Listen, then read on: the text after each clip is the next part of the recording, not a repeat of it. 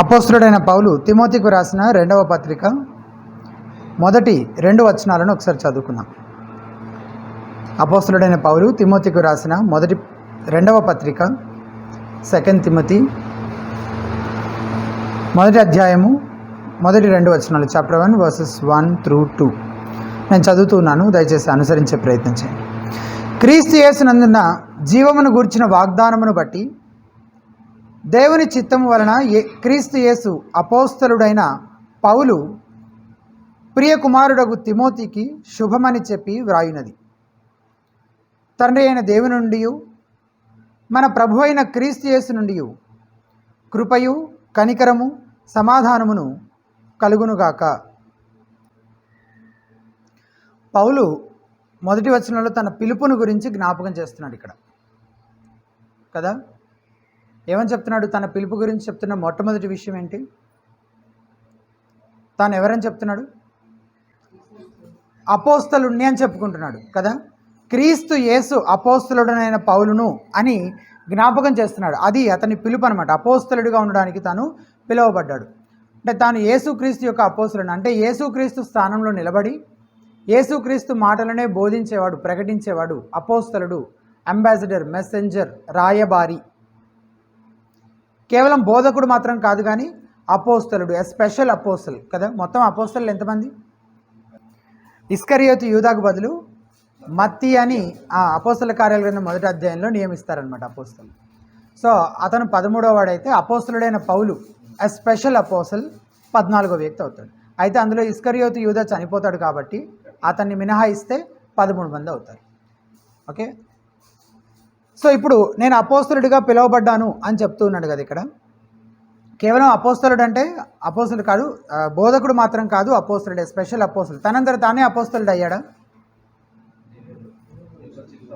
ఏదైనా సంఘం ఆయన అపోస్తలుడిగా నియమించిందా? ఏ సంఘము కాదు, ఏ డినామినేషన్ ఆయన అపోస్తలుడిగా నియమించలేదు. మరి ఎలా అపోస్తలుడు అంటే దేవుని చిత్తం వలన ఆయన అపోస్తలుడు అయ్యాడు అని ఈ వచనంలో చెప్తున్నారు. చూస్తున్నారా మీరు? ఆ వచనంలో మాట 2 ఉన్నాయి. దేవుని చిత్తము వలన అపోస్తలుడునైనా. So it is God's will. Paul అపోస్తలుడు అవ్వాలి, అపోస్తలత్వాన్ని పౌలుకి ఇవ్వాలి, పౌలు అపోస్తలుని పని చేయాలి అనేది ఎవరి చిత్తము, ఎవరి ఆలోచన? అది దేవుడు ఆలోచన. ఎవరు అలా నియమించారు ఆయన్ని? దేవుడే నియమించాడు.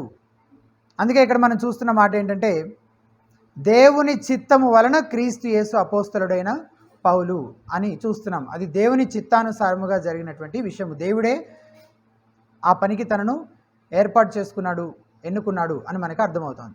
పౌలు ఏదో మంచి పాండిత్యం సంపాదించాడు కాబట్టి అపోస్తలుడు అయ్యాడా? కాదు. మంచి వక్త కాబట్టి అపోస్తలుడు అయ్యాడా? మంచి నాయకత్వపు లక్షణాలు ఉన్నాయి కాబట్టి అపోస్తలుడు అయ్యాడా? అవేవి కాదు. ఈ వచనంలో చెప్తున్న మాట ఏంటి? It is God's will. అది కేవలము దేవుని చిత్తము. తార్సువాడైన పౌలు సంఘాన్ని శ్రమపెట్టిన సౌలు రక్షించబడాలి అన్నది దేవుని చిత్తము. ఆ తర్వాత దేవుడు అతని వ్యక్తిగతంగా తర్ఫీదు చేయడంలో కొన్ని సంవత్సరాలు గడిపారు. చాలా చాలా ప్రాముఖ్యమైనది కదా. ఈ తార్సువాడైన సౌలు సంఘాన్ని ద్వేషించి హింసించేటువంటి ఈ సౌలుని రక్షించుకోవాలన్నది దేవుని ఆలోచన. ఆ తర్వాత అతన్ని తర్ఫీదు చేయాలని కూడా దేవుడు ఏర్పాటు చేసి కొన్ని సంవత్సరాల పాటు తర్ఫీదు చేశాడు. ఎక్కడ చదువుతాం దాని గురించి? మనము గాలిదిలో చదువుతాం కదా. రహస్యంగా దేవునితో సమయం గడపడం కూడా చాలా చాలా ప్రాముఖ్యమైనది. అప్పుడు ఏదైనా పరిచర్య చేశాడు ఆయన ఆ వ్యక్తిగతంగా దేవునితో గడిపిన సమయంలో? లేదు. ఆ టైంలో పరిచర్య చేసిన దాని గురించి ఎక్కడ మనము చదవమన్నమాట. అదంతా దేవునితో వ్యక్తిగతంగా గడిపిన సమయం. ఆయన దగ్గర కూర్చొని వాక్యాన్ని, సత్యాన్ని, సువార్తను సరిగ్గా అర్థం చేసుకొని దాన్ని గ్రహించే ప్రయత్నం చేశాడనమాట పౌలు. అలా రహస్యంగా దేవునితో సమయం గడపడం అనేది మన విషయంలో కూడా చాలా చాలా ప్రాముఖ్యమైనది. వ్యక్తిగతంగా ఒంటరిగా బైబిల్ని చదవటము, వ్యక్తిగతంగా చదవటము, మనకై మనం చదవటం, కుటుంబంగా కలిసి చదవటం కాదు, సంఘంగా కలిసి చదవటం కాదు, వాటన్నింటితో పాటు వ్యక్తిగతంగా మనకై మనము చదవటము, మనకై మనము సత్యాన్ని గ్రహించే ప్రయత్నం చేయటము కూడా చాలా చాలా ప్రాముఖ్యమైన విషయం. దేవునితో వ్యక్తిగతంగా సమయం గడపడం, దేవునితో గడపడం, వ్యక్తిగతంగా సమయం గడపడంలో భాగము బైబిల్ని ధ్యానించడం. ఎందుకు? ఆయన మనసు, ఆయన ఆలోచనలు ఎలా తెలుస్తాయి మనకి? ఆయన వాక్యం చదవటం ద్వారానే తెలుస్తాయి. కాబట్టి దేవునితో వ్యక్తిగతంగా సమయాన్ని గడపడం అంటే అందులో బైబిల్ని చదవటం కూడా ఒక భాగమే. కాబట్టి బైబిల్ని మళ్ళీ మళ్ళీ చదవాలి. దేవుడు పౌలుని రక్షించుకొని 3 సంవత్సరాల పాటు అరేబియాలో అతన్ని తర్ఫీదు చేస్తాడనమాట. ఆ తర్వాత పౌలు పేతురును యాకోబును కలుస్తాడు. ఆ తర్వాత 14 సంవత్సరాల పాటు తన సొంత ఊరిలో నమ్మకంగా రహస్యంగా పరిచర్య చేస్తూ ఉండిపోయాడనమాట పౌలు. మళ్ళీ చెప్తున్నాను, పౌలు రక్షణ పొందాడు. రక్షణ పొందిన తర్వాత దేవుడు ఏం చేశాడు? అతన్ని అరేబియాకు తీసుకెళ్ళి 3 years అక్కడ ట్రైన్ చేశాడు, తర్ఫీజ్ చేశాడు దేవుడు. తర్వాత పేతురును యాకోబును కలుస్తాడు. ఆ తర్వాత 14 సంవత్సరాల పాటు, ఎన్ని సంవత్సరాల పాటు? ఎన్ని సంవత్సరాలు? 14 years ఎక్కడ పరిచర్య చేశాడు పౌలు? తన సొంత ఊరు, తన హోమ్ టౌన్లో పరిచర్య చేస్తాడనమాట. రహస్యంగా, అది కూడా ఎవరికీ తెలియదు, పెద్ద ఫేమస్ ఏమీ అవ్వలేదన్నమాట ఆ టైం అంతట్లో. అలా పరిచర్య చేసి ఎంతో ఫలవంతమైన పరిచర్య, ఫ్రూట్ఫుల్ మినిస్ట్రీ, ఎన్నో స్థానిక సంఘాలను కూడా స్థాపించాడనమాట. అంటే పౌలు మొత్తం ప్రారంభమే తిరుగుతూ పరిచర్య చేయడం ప్రారంభించలేదు. ముందు ఎక్కడి నుంచి స్టార్ట్ చేశాడు? హోమ్ టౌన్లో, తాను ఎక్కడైతే పుట్టి పెరిగాడో అక్కడ నుంచి ప్రారంభించాడనమాట. తన ఇంటి నుంచే ప్రారంభించాడని కూడా చెప్పచ్చు.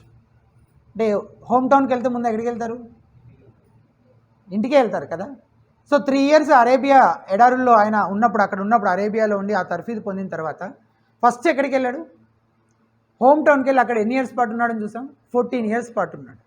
అంటే పరిచర్య ఎక్కడి నుంచి ప్రారంభించాడు? ఇంటి దగ్గర నుంచే అని చెప్పచ్చు, ఇంట్లో నుంచే అని చెప్పచ్చు. నీ ఇంట్లో నీ స్థితి ఏంటో చాలా జాగ్రత్తగా చూసుకోవాలి. నీ భార్య ఎదుట, నీ భర్త ఎదుట, నీ పిల్లల ఎదుట నీ సాక్ష్యం ఎలా ఉంది అనేది చాలా చాలా ప్రాముఖ్యమైనది. అంటే అక్కడ ప్రారంభించాలన్నమాట ముందు. నీ పరిచర్య నీ ఇంట్లో నుండే ప్రారంభం అవ్వాలి. నీ ఇంట్లో నుండే నీ పరిచర్య ప్రారంభం అవ్వాలి. అప్పుడు వాళ్ళు క్రైస్తవులు కాకపోయినా, ఒకవేళ ఇంట్లో వాళ్ళందరూ ఒకవేళ క్రైస్తవులు కాకపోయినా, దేవుడిని నమ్ముకోకపోయినా, నీ పిలుపేంటో నీ ఇంట్లో వాళ్ళకు ముందు సరిగ్గా అర్థమవుతుంది. దేన్ని బట్టి? ఎట్లా? నువ్వు నీ పరిచర్యను ముందు నీ ఇంట్లో జరిగిస్తే, భార్య అయితే భర్త ఎడల, భర్త అయితే భార్య ఎడల, తల్లిదండ్రులు అయితే పిల్లల ఎడల, అక్కడ నీ పరిచర్య ముందు ప్రారంభిస్తే నీ పిలుపేంటో ముందు వాళ్ళకి అర్థమవుతుంది, ఒకవేళ వాళ్ళు అవిశ్వాసులైనా సరే. నువ్వు బయటకు వెళ్ళినప్పుడు నీ పిలుపు గురించి, నీ కుటుంబమే నీ గురించి సాక్ష్యం ఇస్తుంది అన్నమాట. కొన్నిసార్లు ఇంట్లో వాళ్ళు బాధపడుతుంటారు, నొచ్చుకుంటారు, వాళ్ళకి ఇష్టం లేని విషయాలు చేయాల్సి వస్తూ ఉంటుంది. అయినా నువ్వు నీ పిలుపుకి తగినట్లుగానే నడుచుకుంటూ నీ జీవితాన్ని చూసిన వాళ్ళు నీ గురించి సాక్ష్యం ఇస్తారు. ఇంకెక్కడైనా క్రీస్తుని సేవించడం కంటే, ఇంకెక్కడైనా అంటే ఏంటి? ఇంటికి బయట, కుటుంబానికి వెలుపల, పక్కింటి వాళ్ళకి, కొలీగ్స్కి, ఫ్రెండ్స్కి, కుటుంబ బంధువులకి, వాళ్ళందరికీ ఇంకెక్కడైనా నువ్వు సేవ చేయడం కంటే ముందు ఎక్కడ ప్రారంభించాలంట పరిచర్యని? It should begin at our home. ఇంట్లోనే ముందు ప్రారంభించాలి, ఇంటి నుంచే ప్రారంభించాలి. ఒక దైవజనుడు ఇలా అన్నాడు అనమాట, ఒకవేళ నువ్వు నీ ఇంట్లో ఉన్న వారికి మిషనరీగా ఉండలేకపోతే, నీ ఇంట్లో ఉన్న వారికి నువ్వు ఒకవేళ మిషనరీగా ఉండలేకపోతే ఇంకెక్కడికి మిషనరీకి వెళ్తానని చెప్పొద్దు దయచేసి అని అన్నాను. Because you have failed at home, God may not use you even elsewhere. ఇంకెక్కడైనా నేను వెళ్ళి అక్కడ చేస్తాను, అదిగో నేను కాశ్మీర్కి వెళ్ళి చేస్తాను, అదిగో నేను కన్యాకుమారికి వెళ్ళి, శ్రీలంకకి వెళ్ళి చేస్తాను. ఏది? ఇంట్లో చేయకుండా, ఇంట్లో ఉన్న వారికి సేవ చేయకుండా, ఇంట్లో ఉన్న వారికి పరిచర్య చేయకుండా, పరిచర్య ఇంటి నుంచి ప్రారంభించకుండా ఎక్కడికెక్కడికో వెళ్ళి చేస్తానని నువ్వు చెప్పొద్దు అని చెప్తాడనమాట ఒక దైవజనుడు. చాలామంది ఇంట్లో మంచి సాక్షులుగా ఉండడం చేతకాక, ఇంట్లో మంచి సాక్షులుగా మాదిరికరమైన జీవితాలు జీవించడం చేతకాక భయపడి ఎక్కడో దూర ప్రాంతాలకు పారిపోవాలని చూస్తుంటారన్నమాట. సంఘం ఎట్లాగో డబ్బులు ఖర్చు పెడుతుంది, అందరి గురించి కాదు, కొంతమంది గురించే. ఈ మాటలు అందరి గురించి కాదు, కొంతమంది గురించే. సంఘం ఎట్లాగో డబ్బులు ఖర్చు పెడుతుంది, మిషనరీగా వెళ్తున్నానంటే. సొంత డబ్బు ఖర్చు పెట్టి వెళ్ళాలంటే ఆ ప్రాంతాలన్నీ తిరిగి రావడం కోసం కుదరదు కదా, చాలా డబ్బులు ఖర్చు అవుతాయి. అదే మిషనరీకి వెళ్తే ఫ్రీగా అవన్నీ చూసి రావచ్చు కూడా. అమ్మో ఇంత ఇట్లా కూడా ఉంటారా అని మీరు నన్ను అడగచ్చు.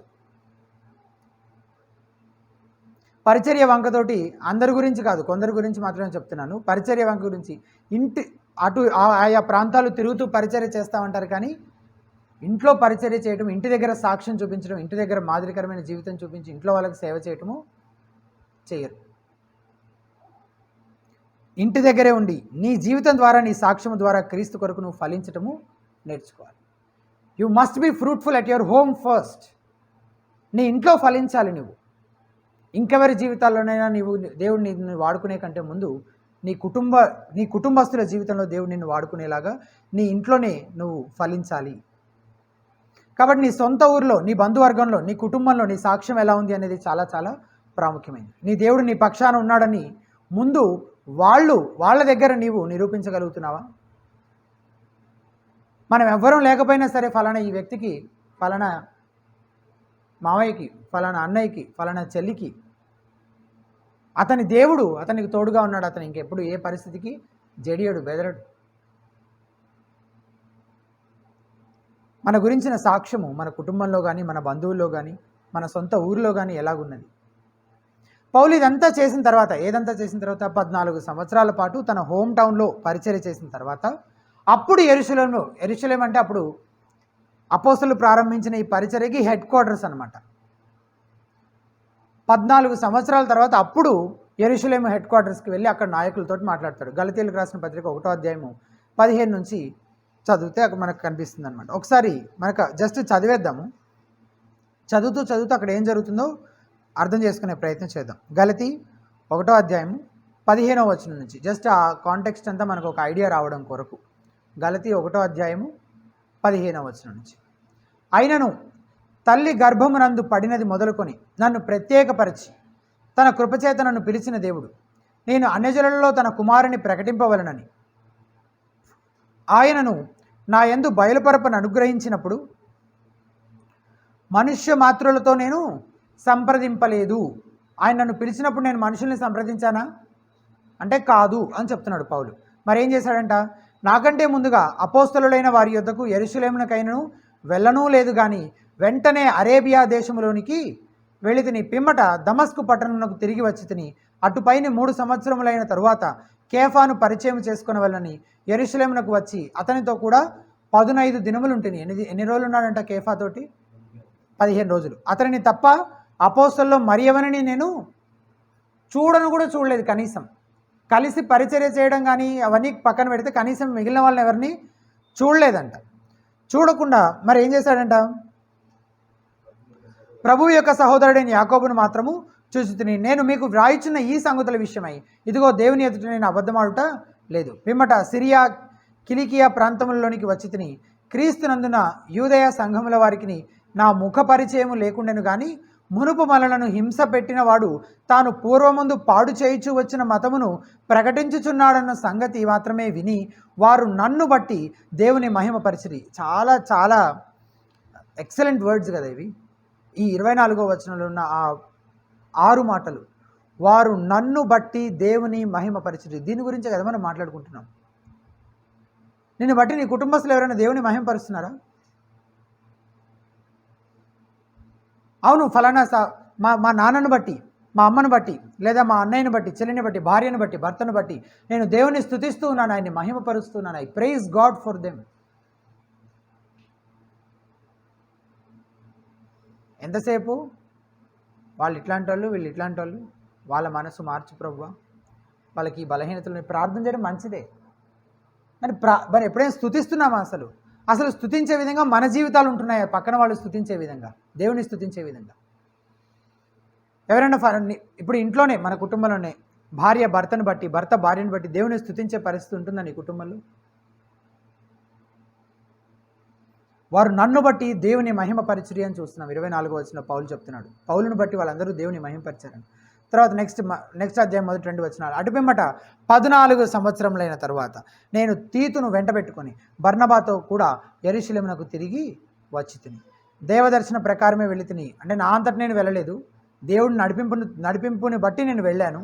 మరియు నా ప్రయాసము వ్యర్థమవునేమో లేక వ్యర్థమైపోయినదేమో అని నేను అన్యజనులలో ప్రకటించిన సువార్తను వారికి ప్రత్యేకముగా ఎన్నికైన వారికి విషదపరిచితిని. ఆ సువార్త నేను మళ్ళీ వాళ్ళకు కూడా క్లియర్గా అర్థమయ్యేలాగా విషదపరిచాను అని చెప్తున్నాను. కాబట్టి దేవుని చిత్తాన్ని బట్టి పౌలు అపోస్తలుడిగా ఉండటకు పిలువబడ్డాడు అని పౌలు ఇక్కడ తన అపోస్తలత్వాన్ని గురించి, తన పిలుపుని గురించే మాట్లాడుతూ వస్తున్నాడు. ఇదంతా తాను ఎలాగా ఆ అపోస్తలత్వము అనే దాని కొరకు ఎన్నిక చేయబడ్డాడో, ఎలాగదా ఆ పని కొరకు నియమించబడ్డాడో, తన పరిచర్య ఎలా చేస్తూ వచ్చాడో అదంతా పౌలు తన పిలుపుని గురించి జ్ఞాపకం చేస్తూ రాశాడు. కాబట్టి ఒక స్నేహితుడిగా పౌలు ఈ పత్రిక రాస్తున్నాడా? డియర్ ఫ్రెండ్, ప్రియమిత్రుడైన తిమోతికి అని చెప్పి ప్రారంభించాడా? అట్లా స్టార్ట్ చేస్తారు కదా. రమేష్ అన్నకి ఇంకొక రమేష్ అన్న ఫ్రెండ్ ఉన్నాడు అనమాట. నా ప్రియమిత్రుడైన రమేష్ గారికి అని రాయాలి అన్న రాస్తే కదా. అంతేగాని నీ పై అధికారినైన రమేష్కి అని రాయరు కదా. మిత్రుడికి రేఖ రాస్తే, స్నేహితుడికి రేఖ రాస్తే మిత్రుడు స్నేహితుడు అని సంబోధిస్తారు. కానీ ఇక్కడ పౌలు ఏం జ్ఞాపకం చేస్తున్నాడు? దేవుని చేత నియమించబడిన, దేవుని పక్షముగా మాట్లాడే ఒక దూతలాగా, రాయబారిలాగా, అధికారము కలిగిన వాడికిలాగా మాట్లాడుతున్నాడు కదా. అపోస్తలుడిగా ఎన్నిక చేయబడిన నేను అని పరిచయం చేసుకుంటున్నాడు పౌలు.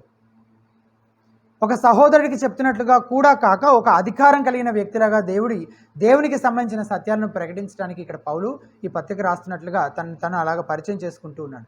చనువు ఉందా? ఉంది. రిలేషన్షిప్ ఉందా? బంధం ఉందా? ఖచ్చితంగా ఉంది.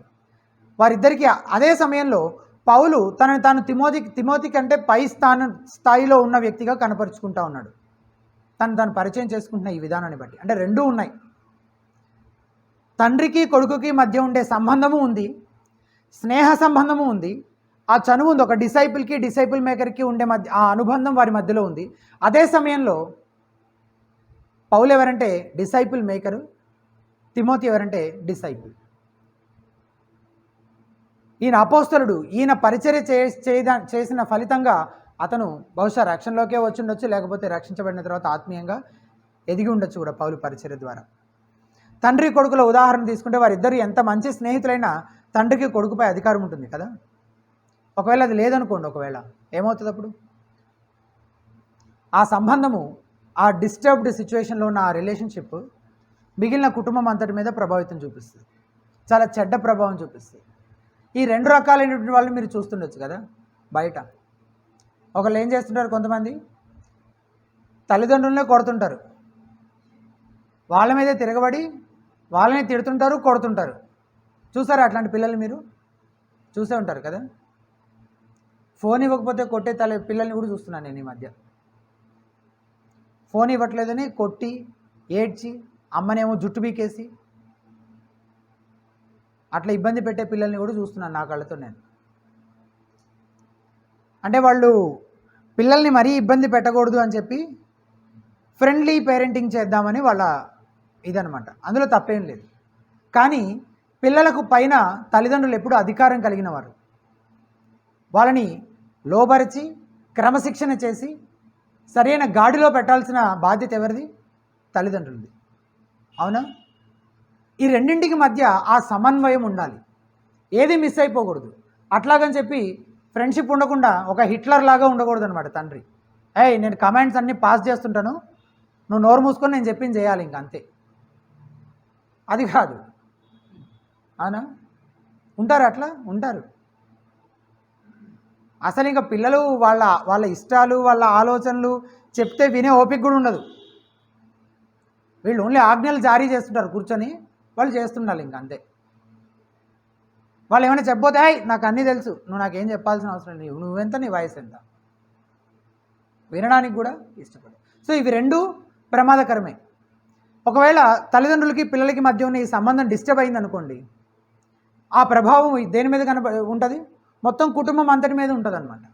ఈ రెండింటిని సమన్వయపరచడం చాలా చాలా ప్రాముఖ్యమైన విషయం. ఒక రోజులోనే ఎవరికి రాదు, అందరం క్రమంగా నేర్చుకోవాల్సినటువంటి వారమే. ఇక్కడ పౌలు తిమోతికి పైన అధికారం కలిగిన వ్యక్తిగానే తాను పరిచయం చేసుకుంటూ ఒక పక్క, మరోపక్క నా ప్రియకుమారుడైన తిమోతి అని పలకరిస్తున్నాడు తిమోతిని. అవునా? కింద 2వ వచనంలో, 1వ వచనం చివరిలో చదువుతాం మనం, నా ప్రియకుమారుడైన తిమోతి అని అంటున్నాడు. రెండూ కనబరుస్తున్నాడు కదా, రెండింటిని చాలా చక్కగా బ్యాలెన్స్ చేస్తున్నాడు కదా పౌలు. తనకున్న అధికారాన్ని చెప్తున్నాడు.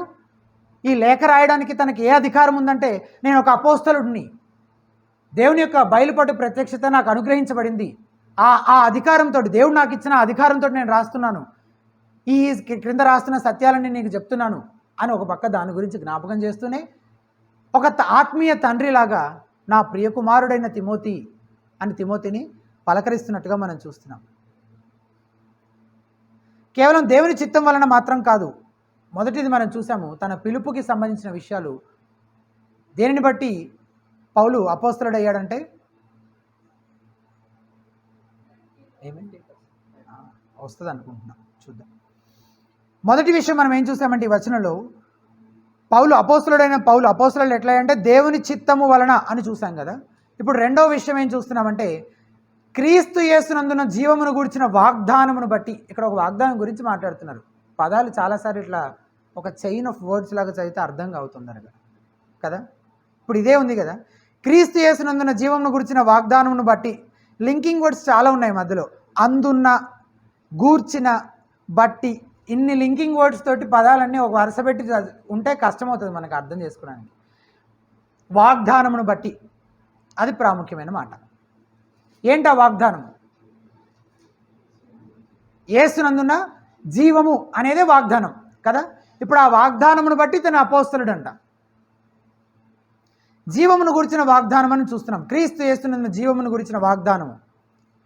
ఆ వాగ్దానం చేసేటువంటిది ఏంటి? ఎక్కడ చూస్తాం ఆ వాగ్దానాన్ని? జీవమును గురించిన వాగ్దానం. ఎప్పుడైనా దాని గురించి మీరు విన్నారా? వింటే ఎప్పుడు విన్నారు? జీవము ఎప్పుడు ఎక్కడ వాగ్దానం చేయబడింది? క్రీస్తు యేసునందు వాగ్దానం చేయబడిన జీవం అని ఇక్కడ చూస్తున్నాం ఆల్రెడీ. అది మీరు ఎప్పుడు విన్నారు ఆ వాగ్దానాన్ని? ఎక్కడ వింటాం దాని గురించి మనం? బైబిల్లోనే.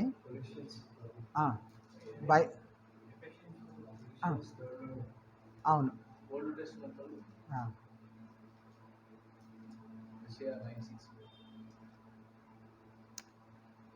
To put it simply, that's the gospel. అది సువార్త. క్రీస్తు యేసునందున్న జీవమును గురించిన వాగ్దానమే సువార్త. విశ్వసించు ప్రతివాడు నశింపక ఆయన ద్వారా నిత్య జీవం పొందినట్లు మనుష్య కుమారుడు ఎత్తబడవలను అని యోహాను 3:15 మనం చదువుతాం. That's the promise. సువార్త ఇచ్చేటువంటి వాగ్దానం అది, నిత్య జీవము. క్రీస్తు యేసునందున్న జీవాన్ని వాగ్దానం చేసేటువంటిది సువార్త. ఆ సువార్తను బట్టి నేను అపోస్తలుణ్ణి అంటున్నాడు. దాన్ని ప్రకటించడం కొరకే నేను పిలువబడ్డాను, అదే నా పిలుపు అని చెప్తున్నాడు పౌలు. యేసుక్రీస్తునందు మాత్రమే జీవమున్నది. ఆయన మాత్రమే ఈ వాగ్దానం చేయబడిన జీవాన్ని మనకి అనుగ్రహించగలడు కదా. ఆయన జీవమై ఉన్నాడు అని చదువుతాం. నేనే మార్గమును సత్యమును జీవమునై ఉన్నాను అని యోహాను 14:6లో మనం చూస్తాం.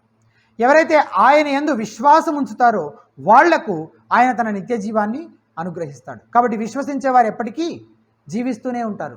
చాలాసార్లు నాకు దీని గురించి ఆలోచన చేస్తున్నప్పుడు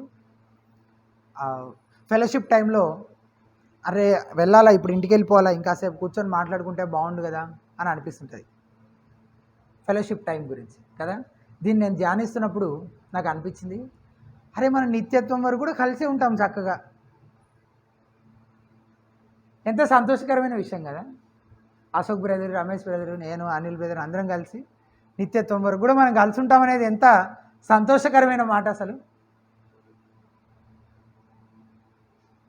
నిత్య జీవము అనే వాగ్దానము మనకి అనుగ్రహించబడింది.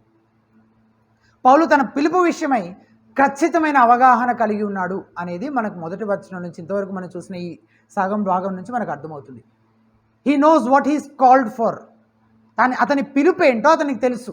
పౌలుకి ఎవరు అతన్ని పిలిచారు, దేనికోసం పిలిచారు, ఏం చేయాలి అతను అన్న విషయమై చాలా స్పష్టమైన అవగాహన పౌలుకి ఉంది. And that's the gospel. ఆ జీవమును గురించిన వాగ్దానమే సువార్త. కాబట్టి తన పిలుపు సువార్తకు అనుగుణమైనది. It is according to the promise. దానికి అనుగుణంగా ఉంది అని చెప్తున్నాడు. సువార్తకు అనుగుణంగా ఉంది. పౌలు ఆ సువార్తనే ప్రకటించాడు. ఆత్మీయంగా చచ్చిన వారిని తిరిగి క్రీస్తునందు బ్రతికించే నిత్య జీవాన్ని అనుగ్రహించే సువార్తనే పౌలు కూడా ప్రకటిస్తున్నాడు. అందుకే ఆ పని చేయడం కొరకే తాను పిలువబడ్డానని పౌలు చెప్తున్నాడు. ఇన్ఫ్యాక్ట్ నువ్వు కూడా ఆ పని చేయడానికే పిలువబడ్డావు, అవునా? నువ్వు కూడా ఆ పని చేయడానికే పిలువబడ్డావు. దేవుని సేవించడానికి పిలువబడిన నీవు కూడా పౌలు వలె క్రీస్తు యొక్క జీవమును గురించి ఆ సత్య సువార్తను నీకు తెలిసిన వాళ్ళందరికీ ప్రకటించబద్దులవై ఉన్నావు. పౌలైతే ఎంతో భారంతో ఆ పని చేశాడు. తన జీవితం మొత్తాన్ని ఆ పని చేయడం కొరకు అర్పించేశాడు కదా. ఎందుకంటే ఒకే ఒక కారణం, అతని పిలుపు విషయం అతనికి చాలా స్పష్టత ఉంది. His convicted of his calling. నీకుందా ఆ స్పష్టత? నీ పిలుపు, నువ్వు దేని కొరకు పిలువబడ్డావో ఖచ్చితమైన అవగాహన నీకుందా? పౌలుకు ఉంది. అందుకే జీవితంలో ఎటువంటి శ్రమలు వచ్చినా, ఎటువంటి కష్టాలు వచ్చినా, ఎటువంటి ఇబ్బందులు వచ్చినా దాని కొరకే జీవించాడు. దాని కొరకే తన జీవితం మొత్తాన్ని దాంట్లో పెట్టేశాడు అనమాట, అర్పించేశాడు. అతను ఏ పని కొరకైతే పిలువబడ్డాడో ఆ పని చేయడం కొరకే అర్పించేశాడు. సో ఈరోజు నిన్ను అడుగుతున్న ప్రశ్న ఏంటంటే, are you sure about your calling? నువ్వు అసలు దేనికోసం పిలువబడ్డావో నీకు అవగాహన ఉందా? అసలు నీకు సువార్త అర్థమైందా? ఫస్ట్ ఆ సువార్తను బట్టే నేను అపోస్తలుడిని అంటున్నాడు కదా. అందులో ఉన్న ఆ జీవన్ గురించిన వాగ్దానాన్ని అది నేను పొందుకున్నాను, దాన్ని ప్రకటించడం కొరకే నేను పిలువబడ్డాను, దానికి అనుగుణంగానే నేను పరిచర్య చేస్తున్నానని చెప్తున్నాడు పౌలు. నీకు అర్థమైందా సువార్త? నీ పిలుపు విషయమై నీకు స్పష్టత ఉందా? తర్వాత రెండవ భాగంలో ప్రియ కుమారుడగు తిమోతికి శుభమని చెప్పి వ్రాయునది అని చూస్తున్నాం. రెండవ వచనంలో తండ్రి అయిన దేవుని నుండి మన ప్రభు అయిన క్రీస్తు యేసు నుండి కృపయు కనికరమును సమాధానమును కలుగును గాక. పౌలు తన క్రీస్తు యేసు నుండి తన ప్రియ కుమారుని ఎలా పలకరిస్తున్నాడు చూడండి. అయితే తిమోతి అసలు యేసు క్రీస్తుని రక్షకుడిగా అంగీకరించడానికి మరి పౌలు సువార్త చెప్పడం వల్ల వచ్చాడో, లేకపోతే ఆల్రెడీ రక్షణ పొందిన తర్వాత పౌలు క్రీస్తుకి శిష్యునిగా తర్ఫీదు చేశాడో మనకి స్పష్టంగా తెలియదు. కానీ పౌలు తాను డిసైపుల్షిప్ చేస్తున్న తిమోతిని ప్రేమించాడు అనేది మాత్రం అర్థమవుతుంది. డిసైపుల్షిప్ చేశాడు అనేది మనకు స్పష్టంగా తెలియజేయబడింది. కానీ రక్షణ పొందడానికి కూడా సువార్త పౌలే చెప్పాడు లేదో మనకు తెలియదు. కానీ పౌలు తాను డిసైపుల్షిప్ చేస్తున్న తిమోతిని చాలా అత్యధికంగా ప్రేమించాడు కదా. ఎంత ప్రేమించాడంటే పౌలు తిమోతిని ఎలా పలకరిస్తున్నాడు, ఏమని పిలుస్తున్నాడు? ప్రియ కుమారుడగు తిమోతి, బిల్లావుడ్ సన్ అని పలకరిస్తున్నాడు. ఒకవైపు అధికారం కలిగిన వ్యక్తిలాగా మాట్లాడుతున్నాడు, మరోవైపు ప్రేమించే ఆత్మీయ తండ్రిలాగా మాట్లాడుతున్నాడు. ఆ తర్వాత 3 విధాలుగా అతనిని ఆశీర్వదిస్తున్నాడు, ఒక బ్లెస్సింగ్ని ఇస్తున్నాడు. ఏంటది? మొదటిది కృప, గ్రేస్. అయోగ్యులు ఏదైనా మేలు లాభం పొందుకోవడమే కృప. అయోగ్యుడు, అపాత్రుడు ఏదైనా మేలు కానీ లాభం కానీ పొందుకోవడమే కృప. మనమందరము ఆ కృప కారణంగానే క్రీస్తునందు పాపక్షమాపణ పొందుకున్నాం. అవునా కదా? ఎవరైనా మీ పాపాలకు మీరే మూల్యం చెల్లించారా? అట్లాంటి వాళ్ళు ఎవరైనా ఉన్నారా? గ్రేస్, కృప కదా. మనం ఎవరైనా డబ్బులు ఇచ్చి కొనుక్కోలేము. మన పాపానికి మనం మూల్యం చెల్లించి పాపక్షమాపణ పొందుకోవడం కానీ పరలోక రాజ్య ప్రవేశాన్ని సంపాదించుకోవడం కానీ సాధ్యపడుతుందా? సాధ్యపడదు. మనము యోగ్యులము పాత్రలము కానప్పటికీ దేవుడు మనకు అనుగ్రహించిన ఆ గొప్ప రక్షణ, విమోచన అదంతా ఆయన కృప ద్వారా సాధ్యపడింది. ఆయన కృప ద్వారానే మనం నీతిమంతులుగా తీర్చబడ్డాము. అలా రక్షించబడినప్పుడు దేవుని యొక్క కనికరమును పొందుకున్న తిమోతి ఆ కనికరము దానిని ఎల్లప్పుడూ పొందుకుంటూ ఉండాలి అన్నది పౌలు యొక్క కోరిక. That's Paul's Dzire. పౌలు యొక్క కోరిక ఏంటంటే దేవుని యొక్క కనికరము రక్షించబడినప్పుడు పొందుకున్నాడు, కానీ నిరంతరం ఆ తర్వాత కూడా ఎప్పటికీ దేవుని కనికరము తిమోతి పట్ల ఉండాలి, తన ప్రియకుమారుడైన తిమోతి పట్ల ఉండాలి అన్నది పౌలు కోరిక అనమాట. తర్వాత అలాగే సమాధానం. ఎక్కడ? హృదయంలో సమాధానం. క్రీస్తు ద్వారానే మనకు సమాధానం లభించింది. ఆ సమాధానం ఎప్పటి వరకు? జీవితాంతం వరకు ఉండాలని. అయితే ఇవన్నీ తండ్రి అయిన దేవుని నుంచి, ప్రభు అయిన యేసుక్రీస్తు నుండి తిమోతికి కలగాలన్నది పౌలు కోరిక. అవునా? అవన్నీ ఎవరు అనుగ్రహిస్తారు? పౌలు నేను అనుగ్రహిస్తాను నీకు అంటున్నాడా? అట్లనైనా ఆశీర్వదిస్తుంది? కాదు కదా. అవన్నీ ఎవరు అనుగ్రహించాలంట? చూడండి ఒకసారి, చూస్తున్నారా మీరు? 2వ వచనంలో తండ్రి అయిన దేవుని నుండి, ప్రభు అయిన యేసుక్రీస్తు నుండి. అక్కడి నుంచి వాళ్ళిద్దరూ ఆ దేవుని నుంచి వాళ్ళు తిమోతి అవన్నీ పొందుకోవాలి అన్నది పౌలు యొక్క కోరిక. ఇద్దరి నుంచి కదా. ఇద్దరి గురించి 2 మాటలు వాడబడ్డాయి ఇక్కడ. ఏంటా మాటలు? దేవుడి గురించి తండ్రి అన్న మాట వాడబడింది, యేసుక్రీస్తు గురించి ప్రభువు అన్న మాట వాడబడింది కదా. ప్రతి విశ్వాసికి తోటి విశ్వాసి పట్ల ఇటువంటి యథార్థమైన ప్రేమ, అనురాగం ఉండాలి. ఎంత ప్రేమిస్తున్నాడు కదా అసలు. ఆత్మీయంగా ఇతరులు సంపూర్ణ స్థాయిలో దీవించబడాలని కోరుకోవాలి మనం. ఈ ఆశీర్వాదం ఎవరి దగ్గర నుంచి రావాలంటే దేవుడి దగ్గర నుంచి. దేవుడు ఆశీర్వదించాలని కోరుకోవాలి. అంతేగాని మనకంటే ఎక్కువగా పక్కన వాళ్ళు ఎవరైనా వాడబడుతున్నారనుకో, వాళ్ళ పట్ల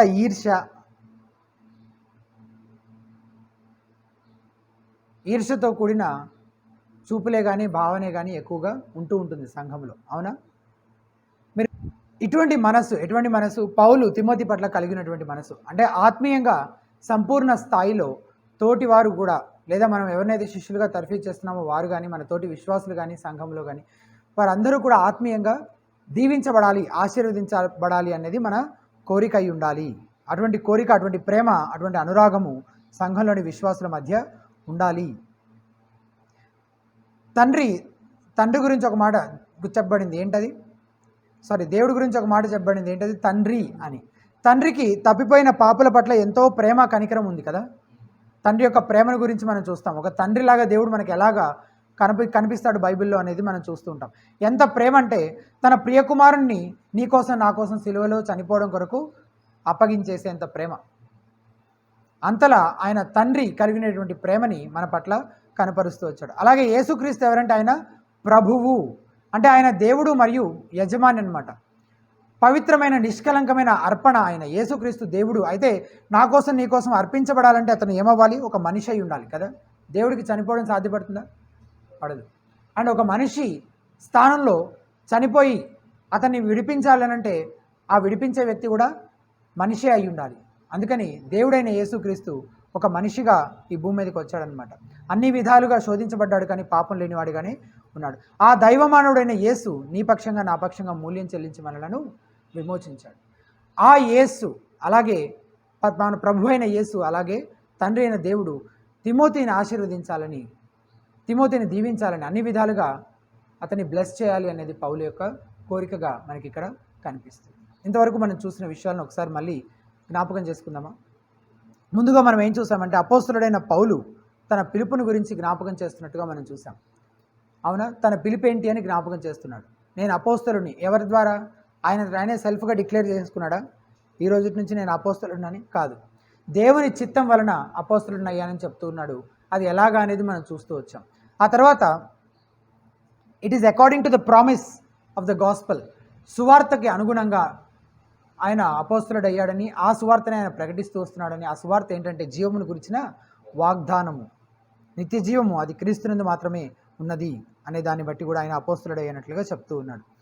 ఆ తర్వాత తన ప్రియకుమారుడైన తిమోతిని ప్రియకుమారుడు అని సంబోధిస్తూ ఉన్నాడు. అక్కడ అధికారాన్ని కనపరుస్తూనే ఒక పక్క, మరొక పక్క తన కుమారుడి పట్ల తనకు తండ్రిగా ఉన్నటువంటి, ఆత్మీయ తండ్రిగా ఉన్నటువంటి ప్రేమను కూడా వ్యక్తపరుస్తున్నాడు. ఆ బ్యాలెన్స్ అనేది చాలా చాలా, కుటుంబంలో ఆ బ్యాలెన్స్ ఉండడం అనేది కూడా చాలా ప్రాముఖ్యం. ఆ తర్వాత తండ్రి అయిన దేవుని నుంచి, ప్రభు అయిన యేసుక్రీస్తు నుంచి కృపయు సమాధానము కనికరము అతనికి కలగాలని పౌలు కోరుకుంటున్నాడు. ఇతరుల యొక్క క్షేమము, ఇతరుల యొక్క ఆత్మీయ క్షేమాభివృద్ధి అది ప్రతి విశ్వాసి యొక్క హృదయ వాంఛ, హృదయ కోరిక అయి ఉండాలి. ఇతరుల పట్ల దేవుడు వారిని వాడుకుంటున్న రీతిని బట్టి కానీ, వారికి దయచేసిన తలాంతులను బట్టి కానీ, లేదా ఇతరుల పట్ల దేవుడు చూపిస్తున్న కృపని బట్టి కానీ మనం ఎప్పుడూ పక్కన వారి పట్ల ద్వేషం కానీ ఈర్ష్య కానీ కలిగి ఉండడానికి వీల్లేదు. సంఘంలో ప్రతి విశ్వాసి ఇతర విశ్వాసుల పట్ల ప్రేమ, యథార్థమైన ప్రేమ, అనురాగము కలిగి ఉండాలనేది ఈ పౌలు తిమోతి మధ్య ఉన్న ఈ సంబంధాన్ని బట్టి మనము గ్రహించగలుగుతున్నాం. పౌలు మంచి ఎగ్జాంపుల్ని సెట్ చేస్తూ ఉన్నాడు మనందరికీ కదా. ఈ విషయాల నిమిత్తమై మనము చివరిగా ప్రార్థన చేసుకొని మనం ముగించుకునే ప్రయత్నం చేద్దాము.